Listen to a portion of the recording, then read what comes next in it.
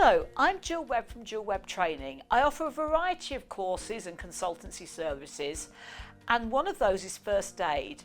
And probably one of my most frequently asked questions is what should be in my first aid kit. In fact, can't you just make me one up? But the problem is, what should be in your first aid kit depends. Think about different scenarios, for example. You've all been on courses and there's a right mixture of people there. There might be a small business with a couple of staff that are totally office-based.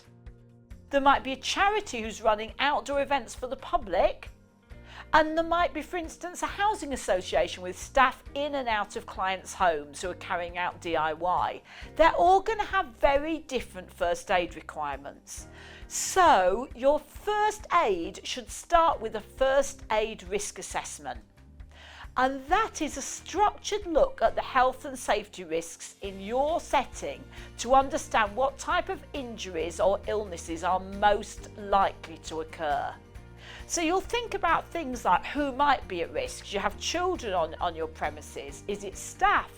Visitors? Do you have perhaps adults or children with additional needs, which might include medical needs? You might want to think about lone working. A risk assessment thinks about the people, but it also thinks about the activities taking place, the environment and the equipment used, and any known medical needs.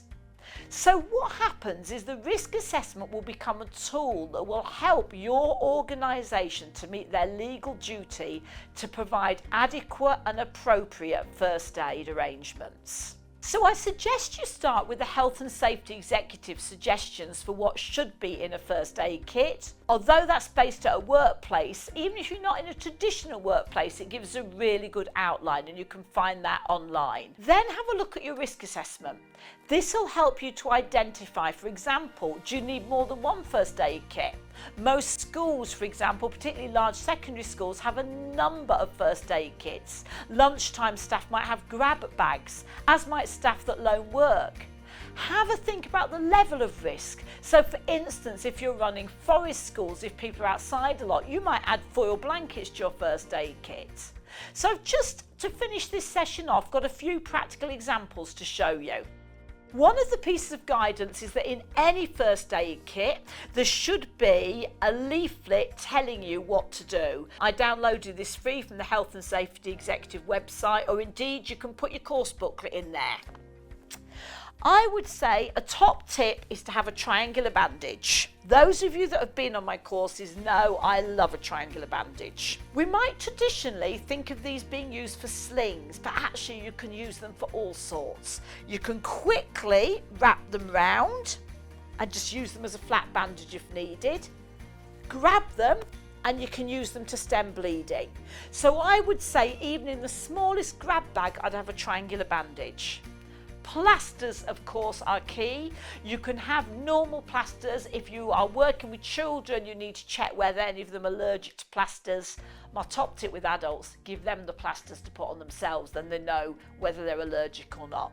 While we're talking about plasters and bandages, it will be wrapped in a sterile plastic, but I would suggest a wound dressing like this as being really useful. If someone's got a severe bleed, the fact you can get this on and really get it tight will be very, very useful. Make sure it's in date because they are not as effective once they're out of date. Some settings can't get clean water, so some water pods are really useful. You can use antibacterial wipes. Personally, I like water for everything because it cuts out the allergy risk.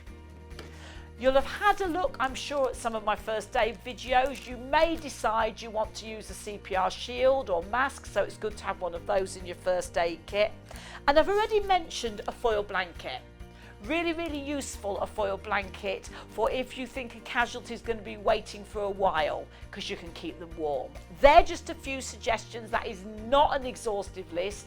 It's some suggestions to encourage you to go and have a look on the HSE website, and also please do have a look at that risk assessment. Let me know if you need any help or support. Thank you.